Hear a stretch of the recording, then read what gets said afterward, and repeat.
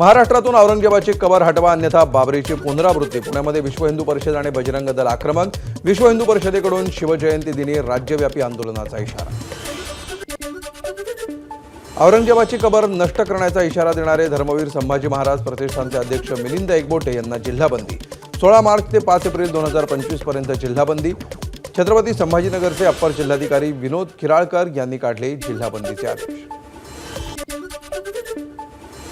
नफरतची निशाणी हटवा असं विश्व हिंदू परिषदेनं म्हटलं। ही खबर काढून फेकून द्या ही आमची भूमिका। औरंगजेबाच्या कबरीबाबत मंत्री संजय शिरसाटांचं वक्तव्य।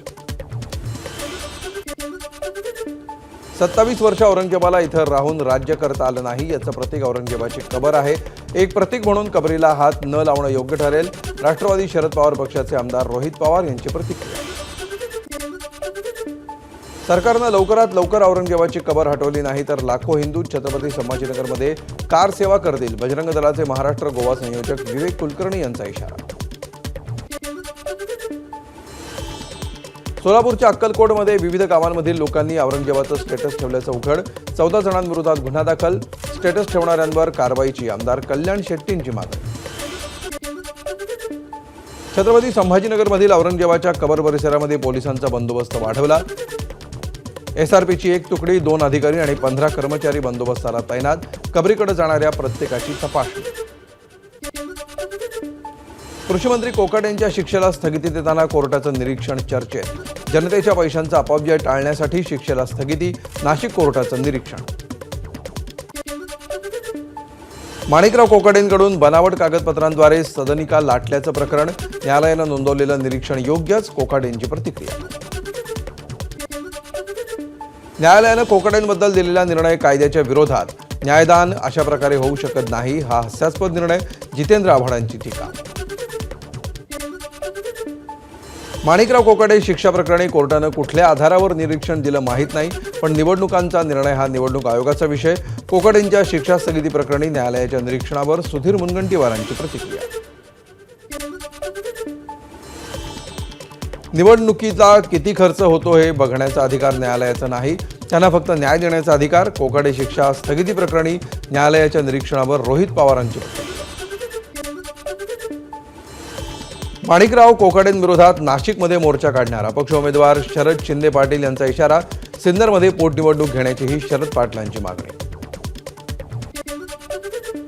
कृषीमंत्री माणिकराव कोकाटेंच्या अडचणीत वाढ होण्याची शक्यता। नाशिक सत्र न्यायालयाच्या निकालाविरोधात मुंबई उच्च न्यायालयामध्ये याचिका दाखल। अंजली दिघोळे राठोड यांनी केली याचिका दाखल। धनंजय मुंडेंच्या निवडणूक शपथपत्राबाबतच्या करुणा शर्मा यांच्या अर्जावर 4 एप्रिलला सुनावणी। मुंडे यांनी 2024 मध्ये निवडणूक शपथपत्रामध्ये करुणा शर्मा यांच्या मिळकतीचा उल्लेख नसल्याबाबत याचिका। आशिष विशाळबाबतचं पत्र आणि लेटर पॅड त्यांचं नसल्याचं सुरेश धस यांचं स्पष्टीकरण। आशिष विशाळ त्यांचाच कार्यकर्ता असल्याची कबुली सुरेश धस यांच्या पत्राच्या माध्यमातून व्हायरल झाली होती। त्यावर सुरेश धसांनी स्पष्टीकरण देत आरोप फेटाळले। बीडच्या आष्टीमध्ये भाजप आमदार सुरेश धस यांच्या संकल्पनेतून आमसभेचं आयोजन। आमसभेतून सरपंच संतोष देशमुख यांच्या मारेकऱ्यांना कठोर शासन व्हावं याचा ठराव एकमतानं मंजूर। सतीश भोसलेला घेऊन पोलीस तपासासाठी गुन्हा घडलेल्या ठिकाणावर दाखल।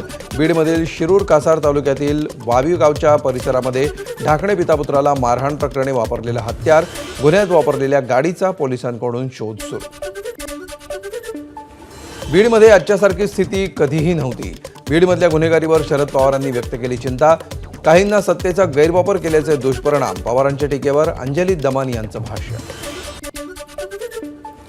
बीडमधील पोलीस अधिकारी आणि कर्मचाऱ्यांवर तृप्ती देसाईंचा गंभीर आरोप। वाल्मिक कराडला मदत करणाऱ्या 26 जणांची यादी देसाईंकडून जाहीर। गृहमंत्रालय आणि पोलीस अधीक्षकांकडे तृप्ती देसाईंची तक्रार। तृप्ती देसाईंच्या आरोपांना सामाजिक कार्यकर्त्या अंजली दमानी यांचा दुजोरा। सरकारनं तथ्य समजून घेणं गरजेचं असल्याची दमानी यांची प्रतिक्रिया। शिरूर कासारमध्ये वन विभाग ॲक्शन मोडवर। सतीश भोसलेनं बांधलेल्या अनधिकृत घराच्या जागेवर घर खोदलं। सतीश भोसलेचं घर पाडल्यानंतर वन विभागाची कारवाई। कायद्याने शिक्षा द्या हे योग्य नाही। सतीश भोसलेच्या घरावर बुलडोझर चालवल्याच्या प्रकरणामध्ये अंजली दमानी यांचा संताप। धनंजय मुंडेंच्या सहकाऱ्यांनी जमीन व्यवहारामध्ये फसवणूक केल्याचा सारंगी महाजन यांचा आरोप. अर्जावर 4 एप्रिलला होणार पुढील सुनावणी. नाशिक मनसे नेत्यांची मुंबईमध्ये राज ठाकरे यांच्यासोबत पार पडली बैठक. आगामी महापालिका निवडणुकीच्या पार्श्वभूमीवर संघटना मजबूत करण्याकडे दिले जाणार लक्ष. दिनकर पाटील यांची पक्षाच्या सरचिटणीसपदी नियुक्ती. धाराशिवमध्ये शेतकऱ्यांच्या राष्ट्रीय कृषी विकास योजनेतला ब्रेक. वर्षभरात ठिबक सिंचन योजनेच्या खुल्या प्रवर्गात एकाही शेतकऱ्याला लाभ नाही. कृषी क्षेत्रामध्ये एआयचा वापर करणार. एआयमुळे कृषी क्षेत्रामध्ये मोठी क्रांती होईल. शरद पवारांचं वक्तव्य. बारामतीमध्ये साखर उद्योगाच्या आधुनिकीकरणासाठी कार्यशाळेचं आयोजन. 102 साखर कारखान्यांचा कार्यशाळेत सहभाग. शरद पवार, सुप्रिया सुळेंसह अन्य अधिकारी कार्यशाळेत उपस्थित. महाराष्ट्रामध्ये होणाऱ्या शेतकरी आणि शिक्षकांच्या आत्महत्या ही चिंताजनक बाब. सर्वपक्षीय बैठक बोलवण्याची मुख्यमंत्र्यांना अनेकदा विनंती केली आहे. सुप्रिया सुळेंची प्रतिक्रिया. रत्नागिरी सिंधुदुर्ग महामार्गाला स्वाभिमानी शेतकरी संघटनेचा विरोध. शेतकरी नेते राजू शेट्टींना काही काळ ताब्यात घेऊन पोलिसांनी नंतर सोडलं. कृषी मंत्री माणिकराव कोकाटे यांच्या हस्ते जिल्हा परिषदेच्या नूतन शाळेचं उद्घाटन. इगतपुरीच्या भंडारदरा वाडी गावातील शाळेचं केलं उद्घाटन. महाराष्ट्रामध्ये तब्बल 42,000 पॉक्सोची प्रकरणं प्रलंबित. माहितीच्या अधिकारामध्ये समोर आली धक्कादायक बाब. 30 पैकी फक्त एकाच पॉक्सो कोर्ट काम करत असल्याचं खटले प्रलंबित. सोन्याचा दर 91,000वर. सोन्याच्या दरातील ही आजपर्यंतची सर्वोच्च वाढ असल्याची व्यावसायिकांची माहिती.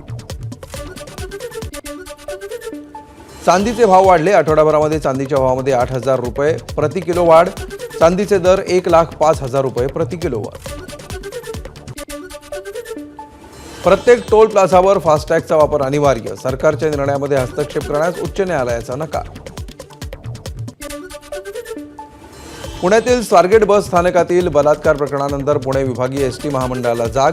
जुन्या आणि मुदत संपलेल्या आणि नादुरुस्त अशा 72 बसेस पुणे एसटी महामंडळ भंगारात विकणार. पनवेलमध्ये महाविद्यालयीन विद्यार्थिनीवर कार चालकाकडून अत्याचार. आरोपी अमोल पदरथला अटक. बस स्टॉपवर सोडतो असं सांगून आरोपीने विद्यार्थिनीला गाडीत बसवलं. नाशिकमध्ये मुजोर रिक्षा चालकाला साथीदारासह पोलिसांनी केली अटक. रिक्षा चालकानं शालिमार चौकामध्ये कार चालकांची हुज्जत घालत केली होती मारहाण. घटनेचा व्हिडिओ सोशल मीडियावर व्हायरल झाल्यानंतर पोलिसांनी केली कारवाई. केंद्रीय मंत्री पियुष गोयल यांच्याकडून विद्यार्थिनींना सॅनिटरी पॅडचं वाटप. मुंबईतल्या कांदिवली पश्चिमेकडील पालिकेच्या शाळेत झालं वाटप. हिंगोलीच्या सेनगावामध्ये ठाकरेंच्या शिवसेनेचं ढोल बजाव आंदोलन. घरकुल लाभार्थ्यांना अव्वाच्या सव्वा दरानं रेती विकत घ्यावी लागते. त्यामुळे अवैध रेती उपसा बंद करण्याची मागणी. सिंधुदुर्ग जिल्ह्यात गोवा बनावटीच्या जप्त केलेला अवैध दारूसाठा जप्त. 2018 ते 2024 दरम्यान राज्य उत्पादन शुल्क विभागानं जप्त केला होता. तब्बल 2,69,00,000 रुपयांचा अवैध दारूसाठा. वाशिमच्या आसेगाव ते धानोरा मार्गावरील फाळेगावजवळ धावत्या कारच्या इंजिनाला आग. इंजिनाजवळ तांत्रिक बिघाड झाल्यामुळे कारनं पेट घेतल्याची माहिती. आगीमध्ये कारचं किरकोळ नुकसान. हिंगोलीच्या हिवरखेडा गावामध्ये भीषण पाणी टंचाई. हंडाभर पाण्यासाठी महिलांची वणवण भटकंती. पाणी प्रश्नाकडे प्रशासन दुर्लक्ष करत असल्याचा स्थानिकांचा आरोप. भंडाऱ्यात पाण्याअभावी भाताच्या शेतीला पडल्या मोठ्या भेगा. अखंडित वीज पुरवठा देण्याची शेतकऱ्यांची मागणी. डोळ्यादेखत भात पीक करपू लागल्यामुळे शेतकरी हवालदिल. लातूर जिल्ह्यामध्ये ज्वारी पिकावर चिकटा रोगाचा प्रादुर्भाव. उत्पादनामध्ये 50% मोठी घट होण्याची शक्यता. शेतकऱ्यांची कृषी विभागाकडे मदतीची मागणी. एबीपी माझा, उघडा डोळे बघा नीट.